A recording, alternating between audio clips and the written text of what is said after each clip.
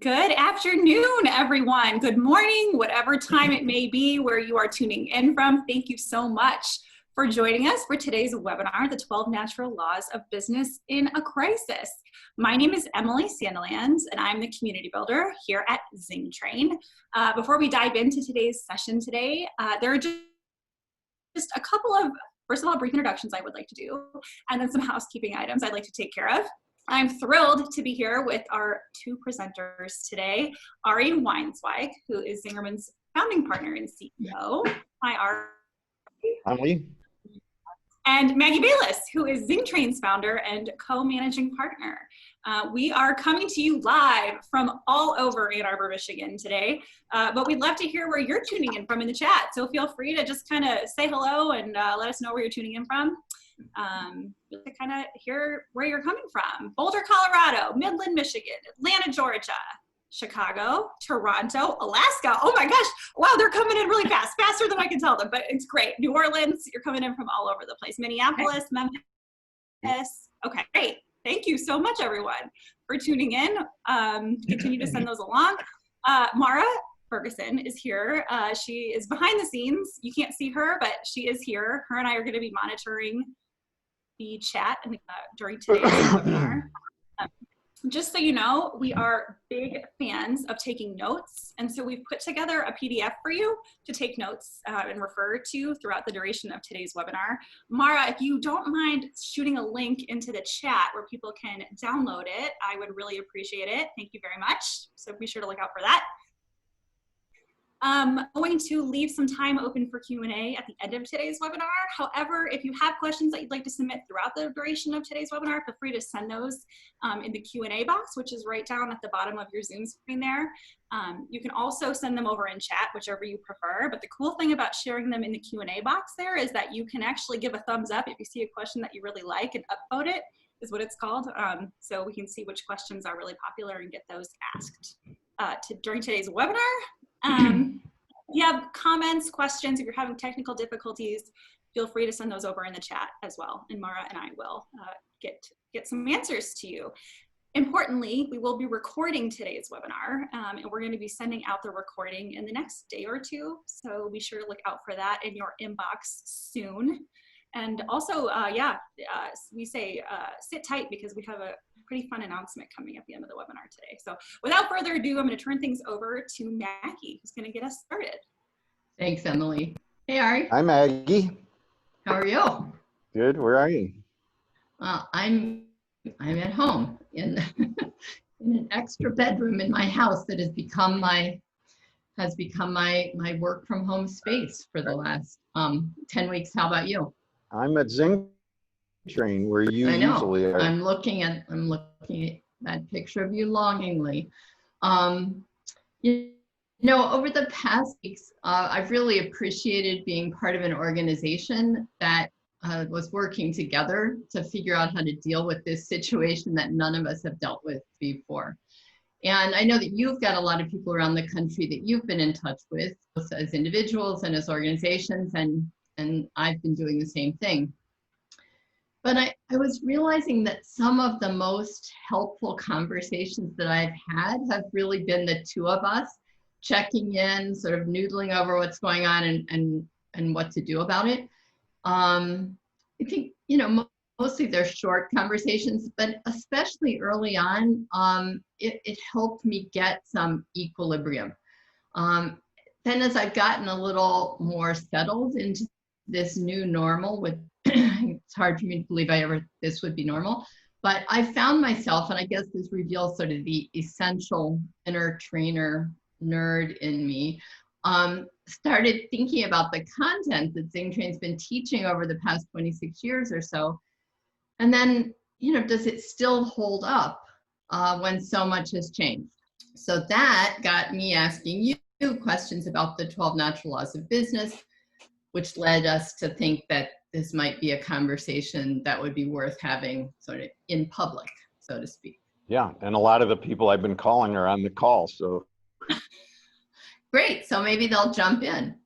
Absolutely. In fact, if I was thinking when I was looking at the list, if we just took the whatever there are 200 people that are on this together, we could actually solve a lot of the world's problems pretty quickly.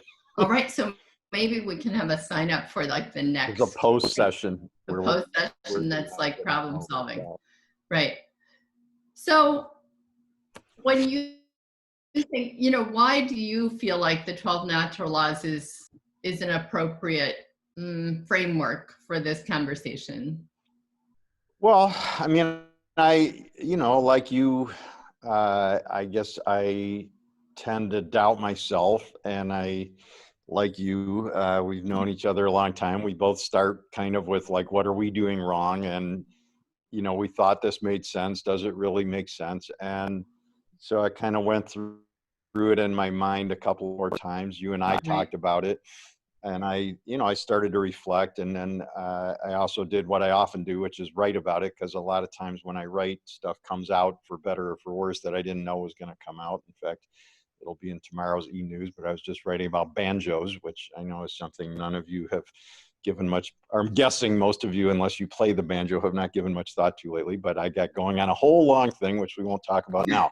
But anyway, I started to just sort of test the model theoretically, and then more important for you probably too, but obviously you'll add in your own, watching it in action, and not just here, but at other organizations that we know, and many of those people that are both on the call now and that you and I were talking to in those one-on-one conversations is what we would have thought, that healthier organizations, i.e. in this context, the ones that are living in harmony with nature, are the ones that are going to hold better. And it doesn't mean that our organization and that probably everybody on the call has not been stressed, most negatively impacted financially, emotionally, health-wise, et cetera, but healthy organizations, healthy ecosystems in nature rebound better and respond more effectively and are more resilient. So I think we're going to go through some of the laws, but it seemed pretty clear to me as I went through them. It made sense. That's what was going on. Of course, just within the Zingerman's organization, different businesses have been impacted, vastly differently. So it's been interesting for me to think about that in that context too. So, I mean, law number 1 is all about vision. Inspiring, strategically sound vision leads to greatness. And I know that is where I went first when I thought about the natural laws.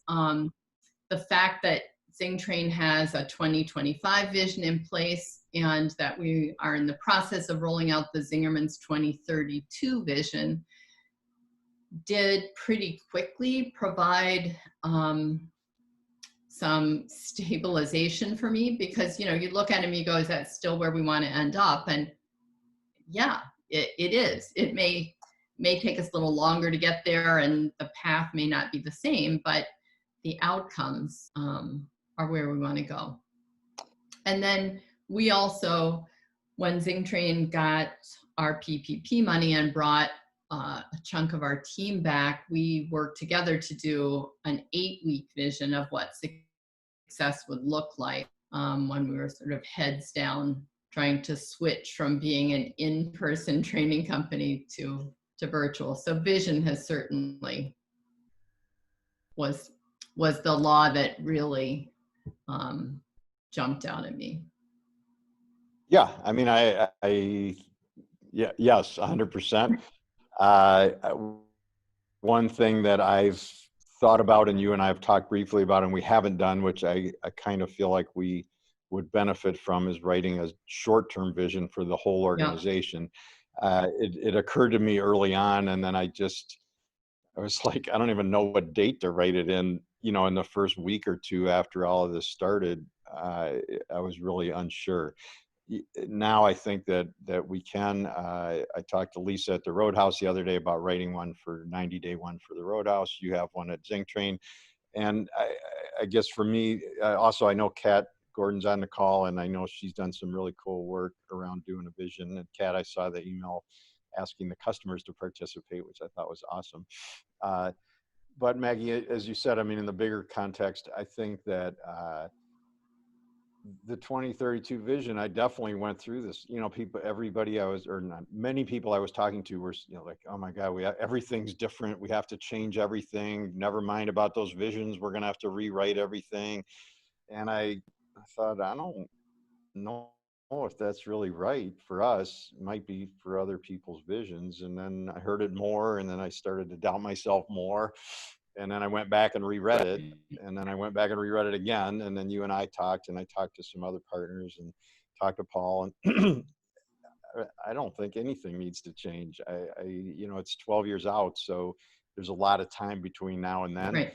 It doesn't say we're not wearing masks. It doesn't say we're wearing masks. And I'm going to just choose to hope to believe that although we didn't write a vaccine in, there will have been one developed long before we get to 2032. But more importantly, the things that we wrote about in there about how we're working together, how we're working in the community, and then some of the newer pieces about teaching Zing Train type stuff or our internal work practices more to younger people, diversity work, all those things, those are not going to change. I mean, they're still where we're Right. going. Right. So natural law number 2 is you need to give customers really compelling reasons to buy from you. And I guess that's always true, but maybe never more so than in a crisis situation. I don't think any of us were thinking about a pandemic when you documented those laws, but have people, it's harder for people to make the choices that they were making in the past. So if they are feeling a strong connection to the organization, and we're seeing that they're willing to sort of do the extra work that it can take to connect in these sort of strange times. Yeah. Are you asking me what I think about it? Well, I'm sure you will share that, but. Well, I don't have to. What I was actually thinking about is going back to the vision for a second is just part of what's important about it. Not just does it hold true, but part of what's important about it, and it's one of the things we talk about a lot and we teach a lot, and it's in the books a lot, is just it provides hope for people that there is a better future, and that's always helpful. But I just was thinking after you and I shifted off of that one, but I was thinking that it's 10 times more important when the stress level is so high and the uncertainty seems so high, is that giving people a sense of hope is really important. And having that vision out there, even though you're under duress, is critical. And a lot of the studies that I've read, just people recovering from illness and, you know, doing physical therapy or doing other work to help them recover from surgery, that when they have a positive future, a vision in their mind, that they clearly, the data shows that they do better work on their recovery, they stick to their regimens better, et cetera, et cetera. So in that sense, this is not unlike that. It's much easier, I would argue, to stay true to doing the disciplined work that we all need to do when you have a positive sense of the future that you're going after.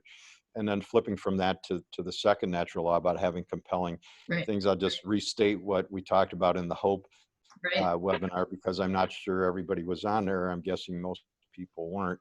Is just the realization when we were working on presenting about hope is that although Paul accurately says hope is not a strategy in the statement that just painting a nice picture of the future alone isn't enough. That said, I do believe in the current context, hope and a hopeful construct, a hopeful ecosystem is now a strategic differentiator, because as you said, people are making different, more limited, whatever decisions about where to spend their time and money, where to take a health risk, et cetera, et cetera. And I'm going to suggest most people are going to go to where they feel more hopeful. Once it's sort of past the Maslow's hierarchy of basic needs, then when they have optional choices to make, they're going to make them where they feel more hopeful. So vision is certainly one, not the only, but one big piece of that. Are you ready to go to number 3? Or Totally. do you want it? Or do you want to be an anarchist and jump around? I'm going to follow your lead. I'm going to practice good followership. Excellent. Well, number three, the law number three is, without good finance, you fail. And Yeah. that's, we are seeing, not just within Zika, but in the country as a whole, that businesses that were shaky financially, and not even shaky. Zingtrain was in really good shape for a going concern. But when you've got a business that's based on in-person people getting on planes and flying across the country and going into a room full of strangers to do training, the demand for that disappeared. And so while I feel really lucky that we were in as good financial shape as we were, but going from 2 million a year in sales to zero, it's pretty hard to be prepared for that. Yes. It's wonderful to read all the articles that say how we should have kept a year's worth of cash, but most of our businesses are in the food business, right. And we were in pretty healthy shape as by food business standards, but yes, it is challenging. I guess for me, it's one more testament to open book management. Yeah. Just when people understand what's going on, they're a lot better able to make good decisions. If you don't have good information, then clearly the decisions that one makes, you, me, or anybody else, are going to be not very effective, probably. And as all of this has been playing out, and there's a lot of challenges around what I always want to do, pay people more money. I'd love to, at the same time, we have to pay the bills and stay in business. When we're open book, then the people in the organization are privy to that information. They're dealing with the same thing. And so their opportunity to be able to participate in the conversations makes a big difference. And also just anecdotally, seeing a lot of times where people hear word, wow, that's great, let's get that sale. Oh, we need to stay open a little later, let's do it, and not sort of pulling back from it all the time, but being focused on how do we make the money work. And then using this opportunity to teach people about the PPP loans and how it works, Right. And what does the interest rate mean, and where do we get cash, and how do we move it around, and how do we afford to lose money for X number of months and keep going. Right. I think it also has given us a new perspective on, what are healthy cash balances. You just look at what were the things that were helpful, and, what will we maybe look at a little differently in the future. Well, and part of what I love about open book is that it allows us, while holding true to the financial statements and their need for consistency, and I'm a history major, so I understand that, but at the same time, open book allows us to shift the metrics in order to meet what's important. Right. So I don't know, cash might not have been on the Zingtrain board lately, but it certainly will be now. Right. Because priorities shift, and I think that that's really really important. I saw John Bunch had a question also about what makes good finance, and I guess that depends on the business, because we're in different industries, different things are going on. I don't have a great answer. How much can we afford to lose each month and still be around for the long haul, is why we do cash flow forecasts as part of the open book work. You don't need to be open book to do a cash flow forecast, but that's how we do it. So we're looking, if we have the PPP loan, what does that mean? If we have to pay it all back, what does that mean? If we get a lot of it forgiven, what does that mean? If we run out of that money, what do we do next? And having backup plans and all of that is really important. And every business is a little bit different. So I can't tell anybody else what good finance means for them, but we all know that if we run out of cash, no matter what one's business is, there's really no way to keep going unless you're a single operator and you can live on somebody else's income or savings. We have to have cash coming in. Right. Natural law number 4 is that people do their best work when they're part of a really great organization. And I wouldn't have started Zingtrain on my own. So I've always been part of this organization. I felt really lucky. Always felt lucky, but in particular in the last, 10 weeks, because just the help of figuring out the loan applicant, that there are people with expertise. And I think organization can actually go beyond individual businesses. And there's been a lot of that. Yeah. Well, this is you and I mean, I've been working a lot, as you know, on the ecosystem model, which I like for many reasons, which is a bigger conversation. But if Zingerman's community of businesses is an ecosystem, then all of the pieces are smaller subsets of the ecosystem. And then our ecosystem exists in a bigger one, which is geographically in the Ann Arbor, Ypsilanti, Washtenaw County, whatever, southeastern Michigan ecosystem. But then in the beautiful way of the good part of globalization, which is our ability to have this call now and have people on from Germany or wherever, is that our ecosystem emotionally and intellectually goes way beyond the geographical bounds of where we're physically located. So being part of that healthy ecosystem means there's all these amazing people that you and I and everybody else here could be calling, literally emailing, talking to, texting, whatever methodology works, just to say like, whoa, how are you doing? What are you doing? And picking up ideas across the board.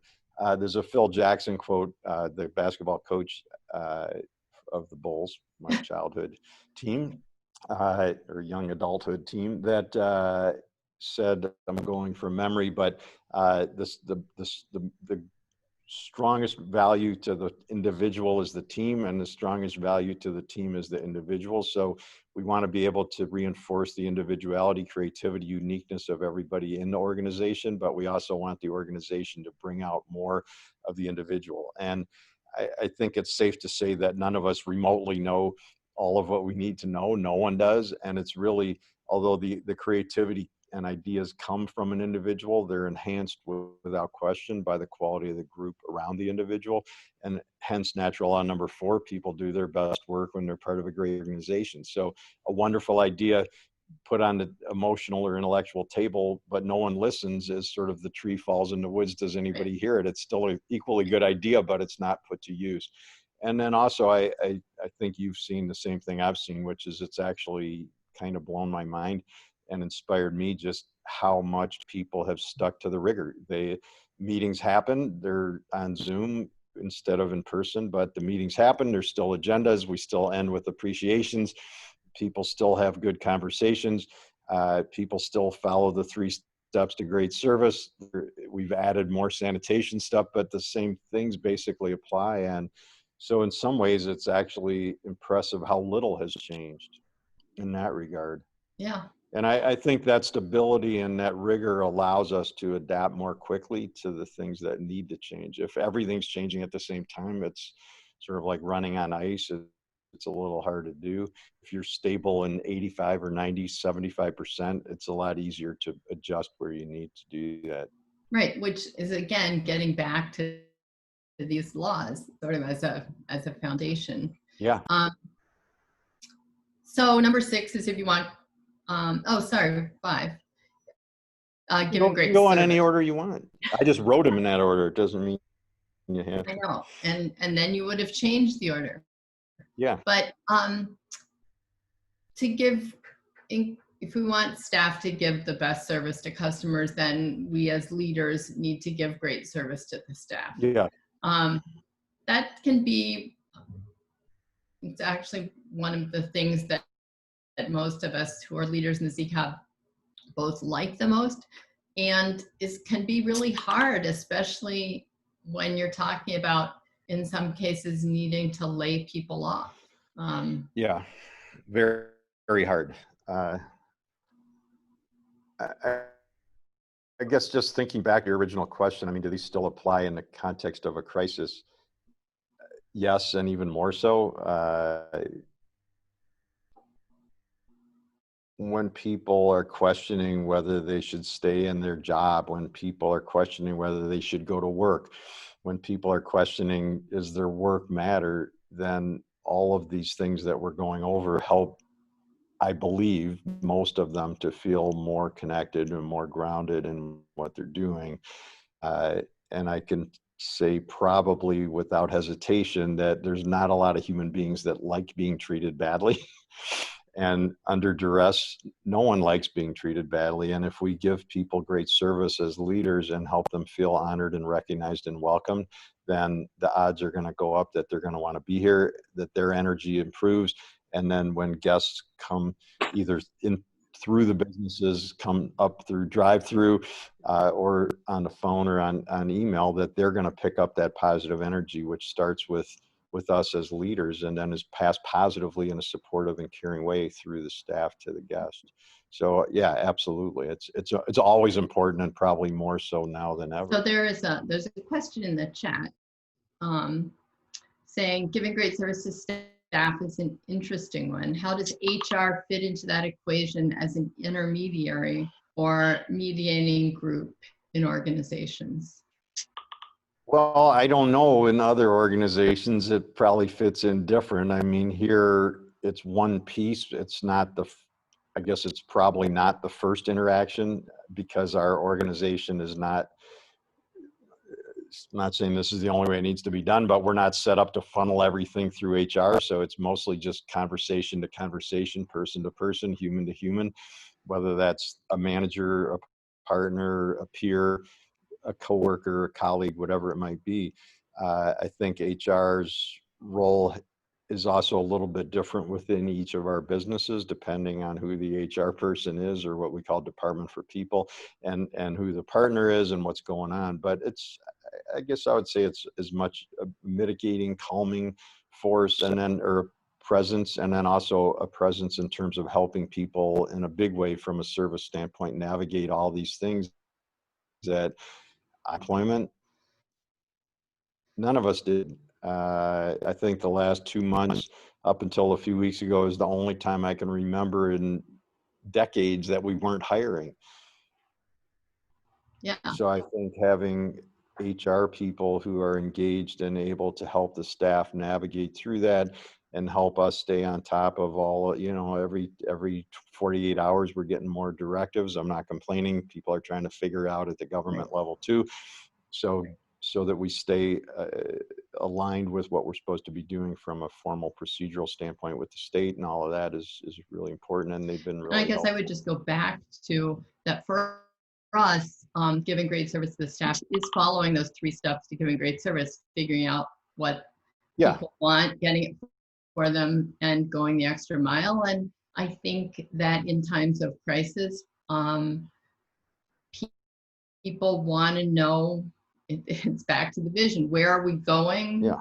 What's happening? And being as transparent as possible as an organization is giving that service. Yeah, and as you know, I mean, when I come to work every day, I literally think of everybody who works here as my customer. I don't get it right every time, just like I don't get it right every time with the regular customer, but that is my intent, is to treat everybody like a guest. So absolutely, having the rigor of the 3 steps to great service, having 5 steps to handling complaint, these are things that when practiced, it seems routine and it seems simple, but it takes a lot of years of practice to make it work. Servant leadership, in part 2 of the book, when I wrote about it, I used the metaphor of fumble drills in football. It's not like intellectually players don't know they're supposed to fall on the ball. It's just a little counterintuitive if you haven't practiced it. And so this is where it's great that we have practiced it for so many years, because under pressure, we slip less, we recover more quickly. And then a big piece of this I add, which is also in part 2 of the book, is the energy work that I learned from Anise Kavanaugh. And a big piece of the service is the energy that we bring. And it carries through our emails, it carries through the meetings, it carries through Zoom. People pick up, and if our energy isn't good, people are going to pick up on that. If we're letting our worries, it's phony to say we're not concerned. I can't imagine anybody who's not concerned right now, but to obsess or dwell only in the anxiety is not helpful. So sharing that, hey, it's real life. We're all anxious and we have good energy too, because they're not mutually incompatible. And so those are big pieces of it too. So Emily, I saw that you came back I on the did. screen and then disappeared.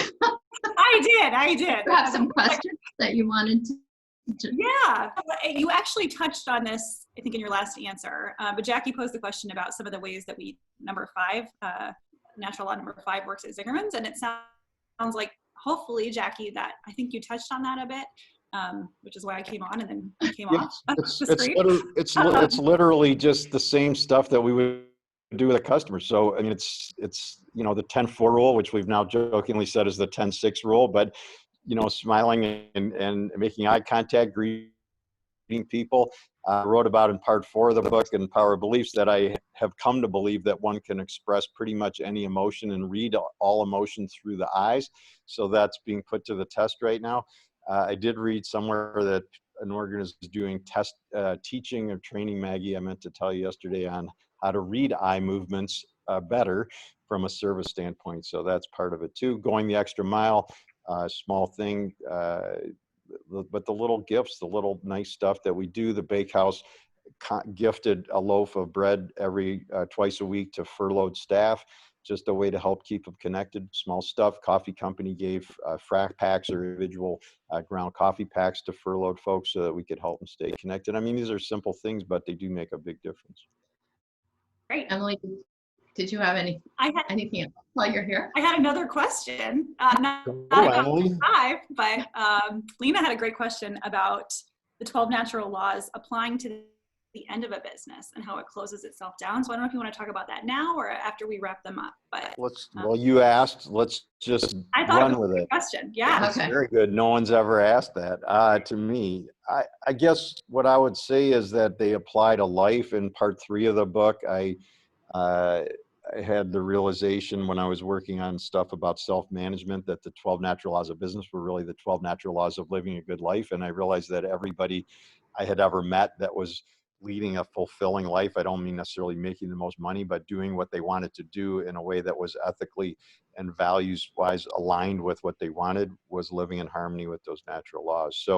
So yeah, I will think about it more, and my email's ari@zingermans.com, so we could continue this conversation for a long time to come. But it seems like really going through all of life, at home, at work, in nonprofits, in all relationships, it's going to go better when we do these things. If we have a vision of where we're going, if we have compelling reasons to be together, whether that's people buying from us or in our relationship at home, that we're giving our partner reasons to want to stay with us because they don't have to.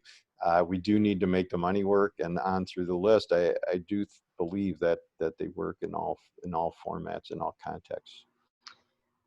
So moving on through natural law number 6 is, if you want great performance from staff, give them clear expectations and training tools. And of course, this is one of my personal favorites. Yeah, we should start a business. Yeah, let's do that. And I think that, the not being able to meet in person has obviously thrown a wrench in a lot of our internal training classes.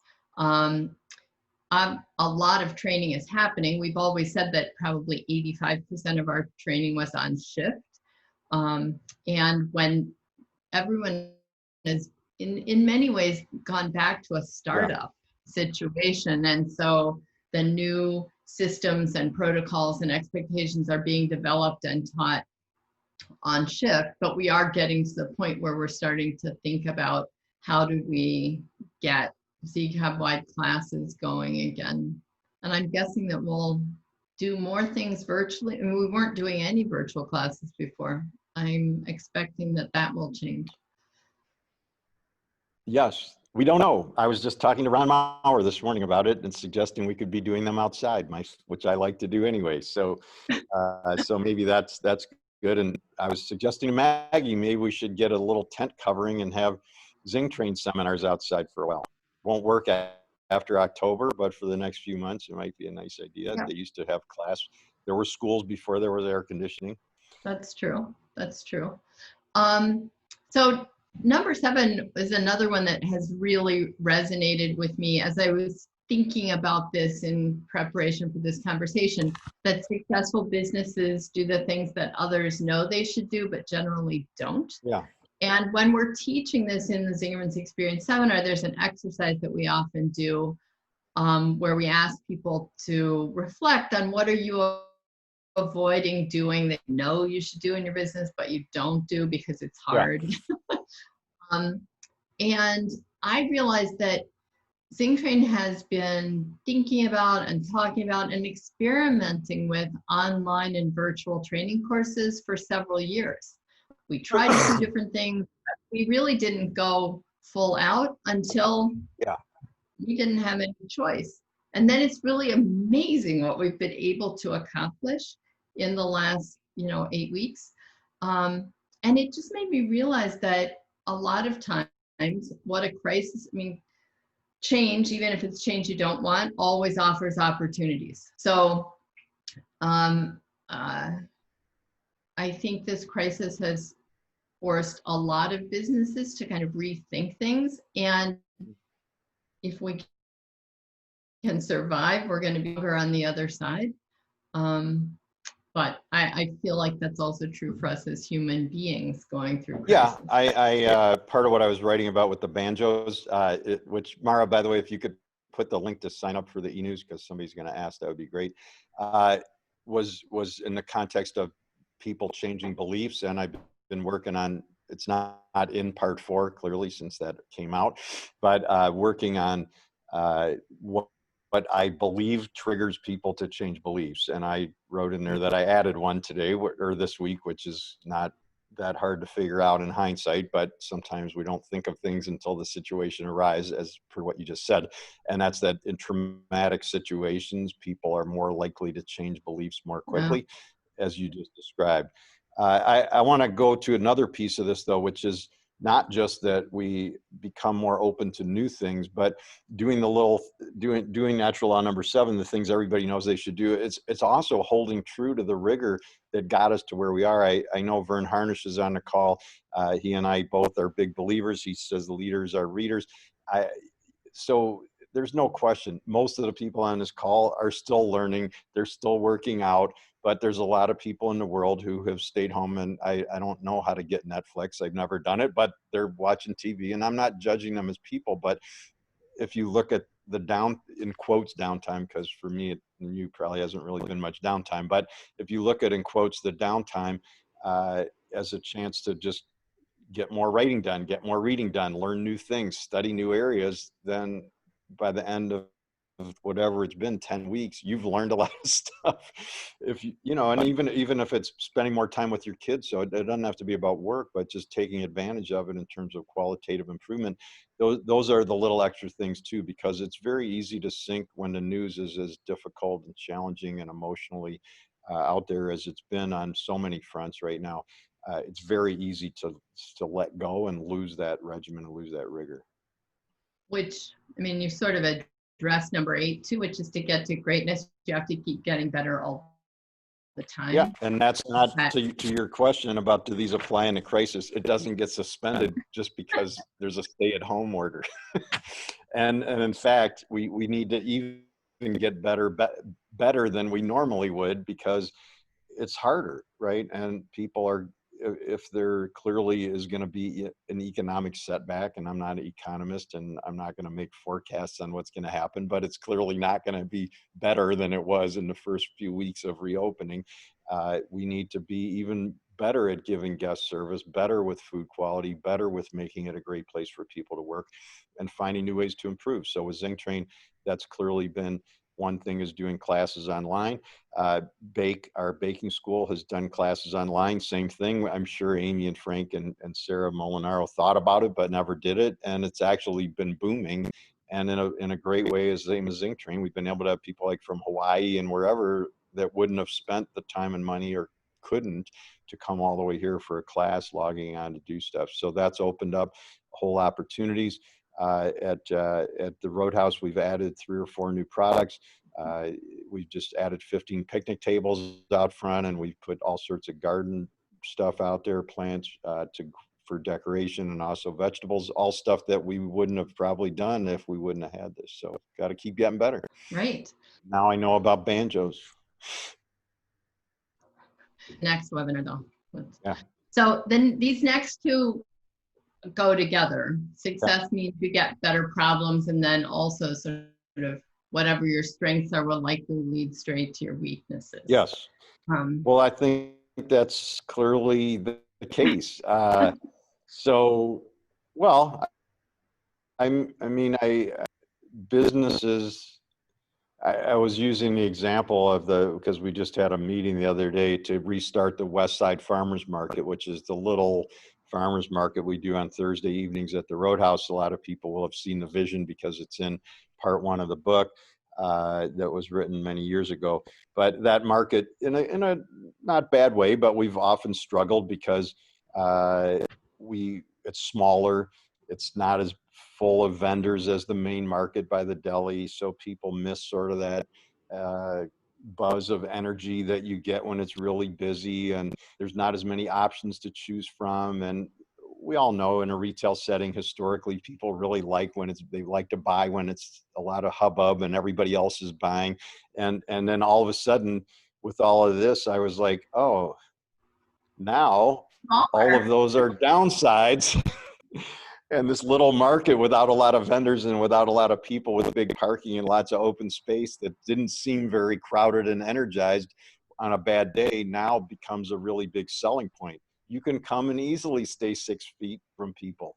You don't have thousands of people crushing in around one, farmer who's selling asparagus. You can take your own time and take your space. So I think that's going to be the case for many things, is businesses that were challenged because, like Zing Train, they had lots of really great personal interaction. All of a sudden, whoa, now we can't have any. What do we do? So if you can do the other things you've talked about and adjust, we can make up lost ground. And then because this will be over at some point, and I believe that people will get together again, and in-person training, I don't think is gone forever. No.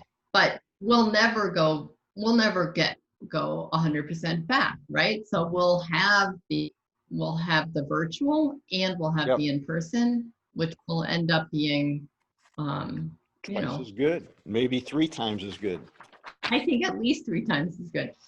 So number 11 is it generally takes a lot longer to make something great happen than people think. To me, that's just a good reminder that it takes a long time to get through.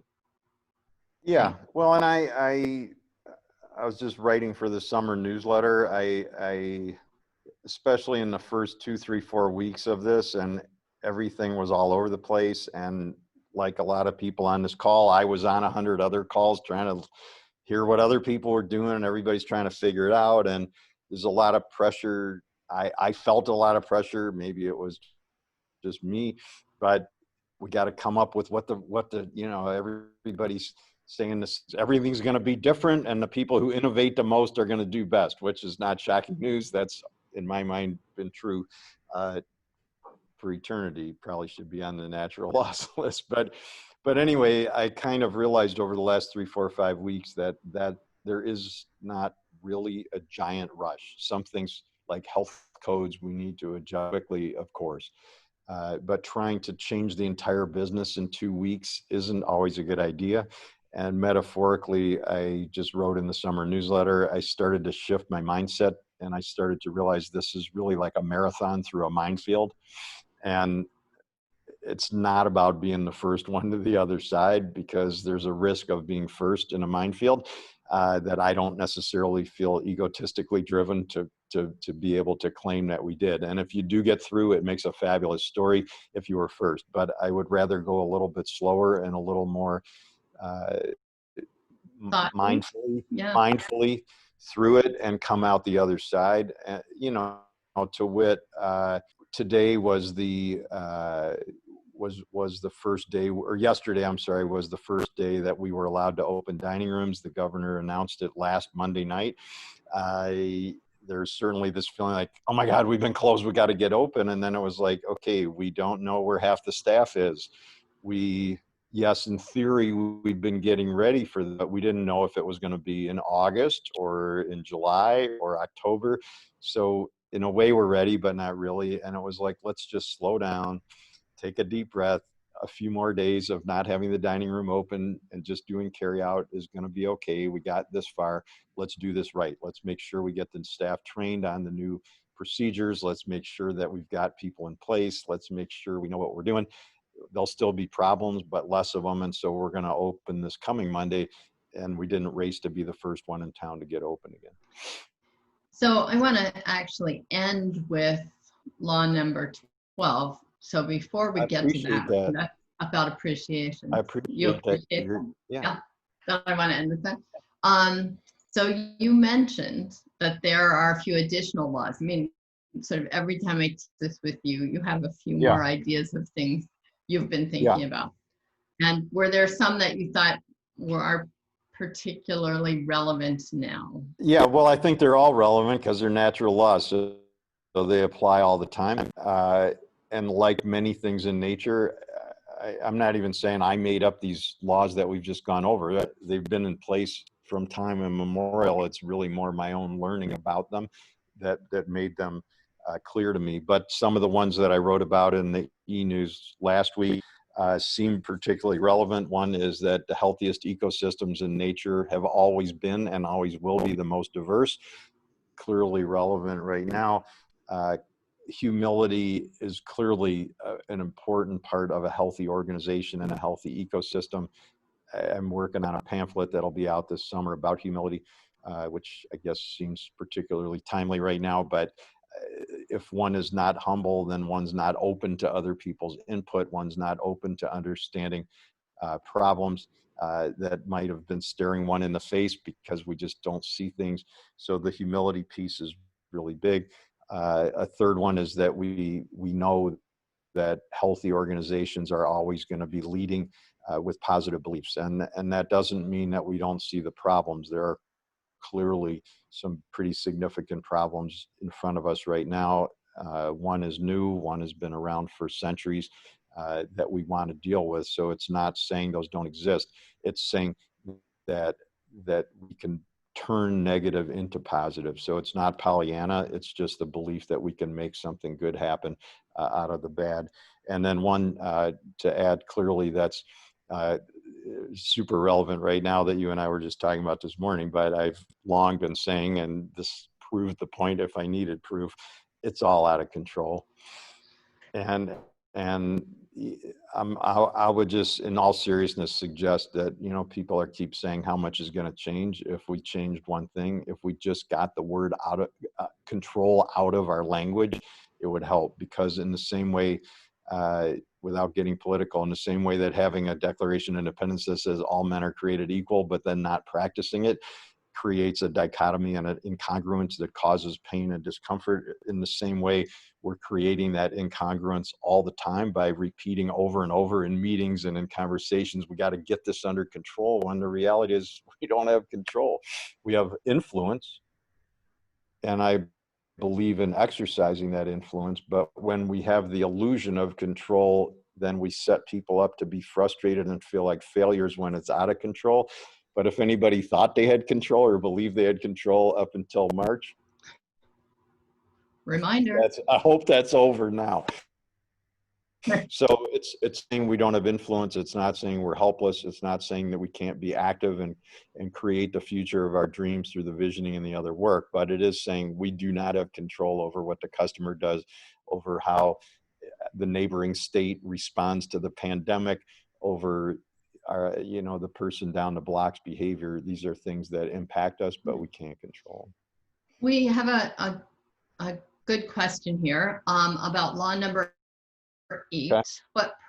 What personal process do you use to reflect and grow from your own experience or errors? Like, do you journal every week, use a workbook, etc.? Yes, well, you and I have known each other for a long time, so you know the answers. But yes, I journal every morning.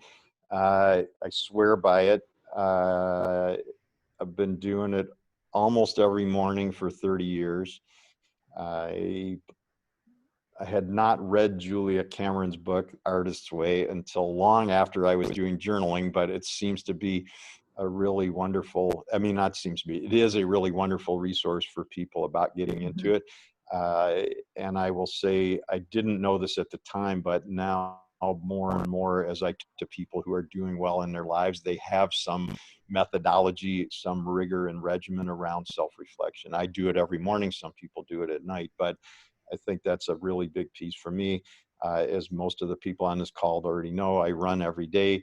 I'll be out there in a few hours after our next meeting running, and that also helps me calm myself. And then the third one for me is cooking every night. Tammy and I are both introverts, so this actually has not altered our personal lives hardly at all, other than not traveling, because we like to cook every night. But that's a big one. And then the fourth one I would add, going back to Vern Harnish's stuff, and he and I have this in common, is reading and being able to learn from other people. And then one that I'll add, because it's true and because you started the conversation this way, is just reaching out to other good people. And this is part of natural number 4. When you're surrounded by good people, formally at work, it's one thing, but informally through who you call and talk to, which articles you read, which news station you watch, these are all impacting our thinking, our beliefs, and our Right. So, and actually, another one that I know you do, and I would say I do, is teaching, which is the fourth level of learning, right? So, like exploring ideas by teaching and sharing, and to that, you know, you and I have. You've agreed to go on this crazy journey with me to try something new. We're creating a Zing Train masterclass on leadership, and we're thinking it's around 20 people. It'll run for the month of July. It'll include both self-study and then live weekly discussions with the two of us. We're going to be announcing details soon, and Emily will talk a little more about that.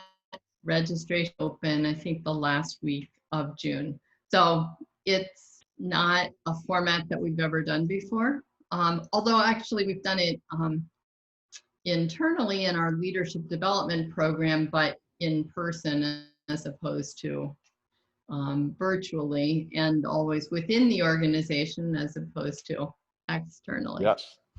So it's a new adventure. I look forward to it. So we're getting close to time. I'm guessing Emily's going to come back on here, but I want to. Do you want to do number 12? That's one. Number 12 is appreciation. So I started by saying I appreciate being part of this organization. And I really appreciate the Zing Train team that we were able to bring back, not everybody, but a core team that's been working together. And it just reminded me that although I started this business by myself in my attic, oh, it's so much more fun when I'm working with other people. Yeah, well, you're an extrovert, so. But I saw Sarah Robbins asked what appreciations were. So that's one of the,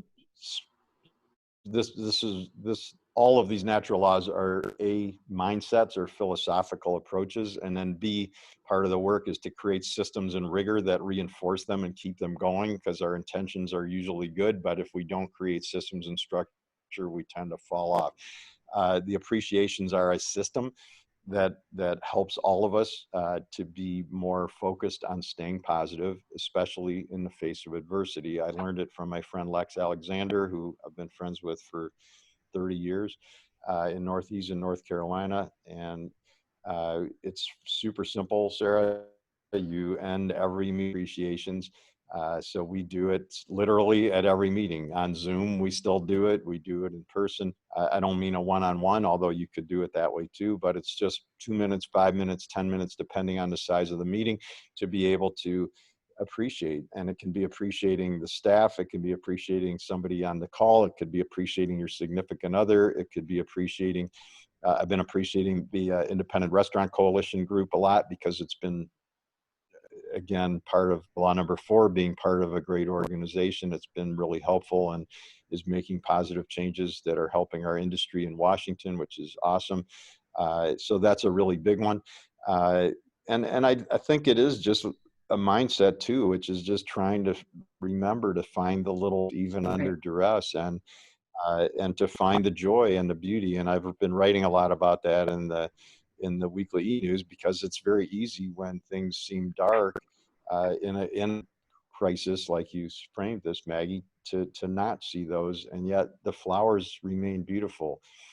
I saw a dragonfly while I was running the other day, and I stopped. Sure, it was amazing. For me, it's my dogs. It's going out to Tammy's farm and seeing what she's doing out there, and then just seeing the beauty in the interactions of the staff. And somebody I know told me a story of she came by. She doesn't go out a lot either. She's an introvert too, who also writes and taught me a lot about writing and edits for me and stuff. And she said, "Well, I just decided to go out, and we went to the road show, and when one of the staff who she kind of knew from a writing group here came out to wait on her, she said she just started crying, because the human connection that you just talked about was just so meaningful to her." And she said she came back the next week and she saw somebody who had been her student 10 years earlier. So these tiny little things, I mean, they are beautiful, and they do make a really big difference. So remembering then, and that stuff I wrote about in the Art of Business pamphlet is just this, partly for my own learning, is just to teach myself and remind myself, but whoever else it's of help to, is to be able to help stay focused on the beauty, not to forget the problems, not to ignore them, and not work to improve them, but that the beauty exists in the same time and in the same ecosystem. Right.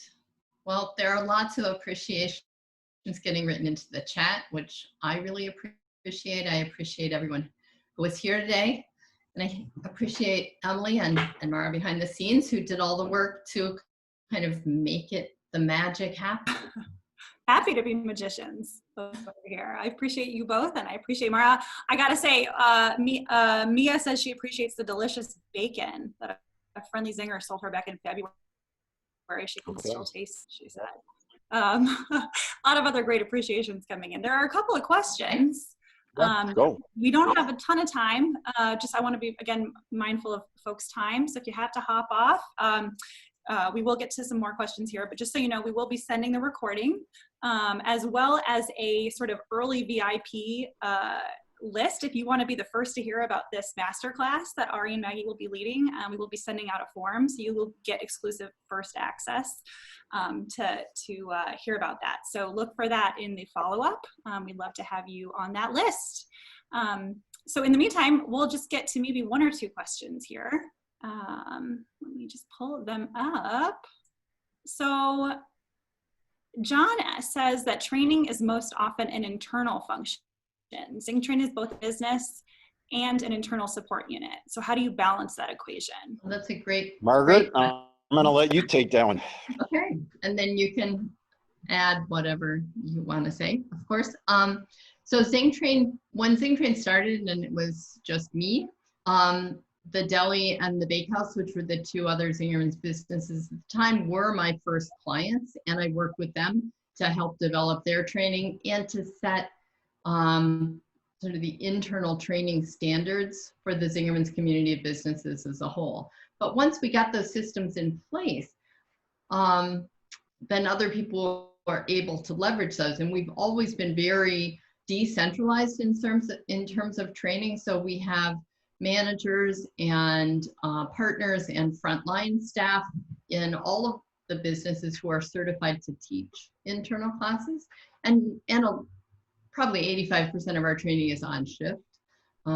So while ZingTrain now is 9 people and everyone on ZingTrain's team is certified to teach classes, we are not the training department for the organization. There was a time when 70% of ZingTrain's revenue came from the other businesses and 30% was the outside. Then it switched around, and now almost 100% of our revenue comes from working with other businesses. But we still have a role being champions of training within the Zingerman's community of businesses. And we always have at least one member on the Z-Cup-wide training committee, which we call the training engineers. Get it? I do get it. Yes. Thank you, Maggie. Thanks, Ari. What else you got, Emily? More? We have a couple of other questions, but because I want to be cognizant of folks' time, I'm going to actually close it out, but just know we have all of your questions written down. And so either Ari or Maggie, or we will get you answers probably in the next day or two. So thank you so much for being so. And as Ari said, his email is ari@zingermans.com and mine is mbayless@zingermans.com. And we're happy to get emails directly and would be happy to answer questions. Yeah. And Mara put the e-news sign up in the link because that's a regular way to keep in touch too. And then you can just email me off of that.